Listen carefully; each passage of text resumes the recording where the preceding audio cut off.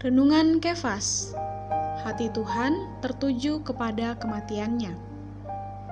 Di dalam Lukas pasal 10 ayat 42 dikatakan, "Tetapi hanya satu saja yang perlu. Maria telah memilih bagian yang terbaik, yang tidak akan diambil daripadanya." Tahukah Sobat Kefas, apakah yang ada di dalam hati Tuhan sewaktu ia duduk di rumah Marta di Betania? Hati Tuhan tertuju kepada kematiannya.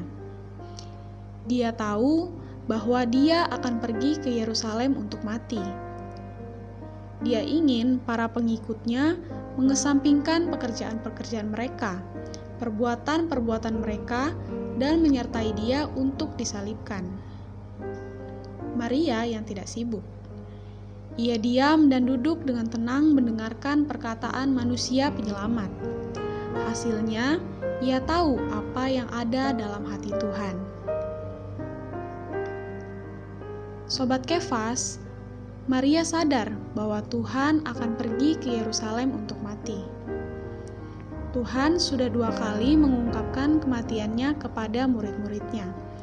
Tetapi mereka tidak memiliki telinga untuk mendengar perkataan Tuhan. Namun, Maria mendengar perkataan Tuhan mengenai kematiannya, dan ia menyimpan perkataan ini.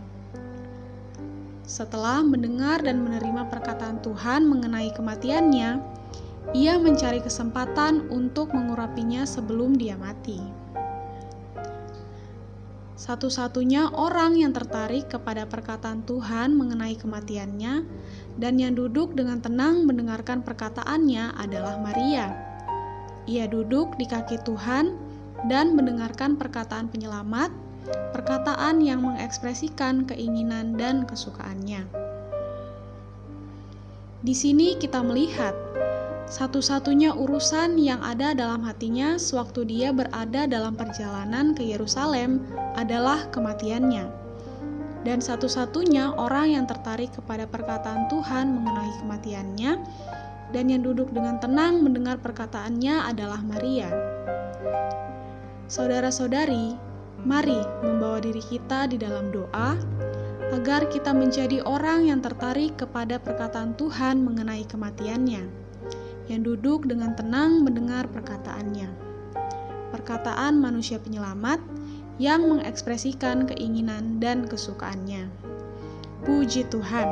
Tuhan Yesus memberkati.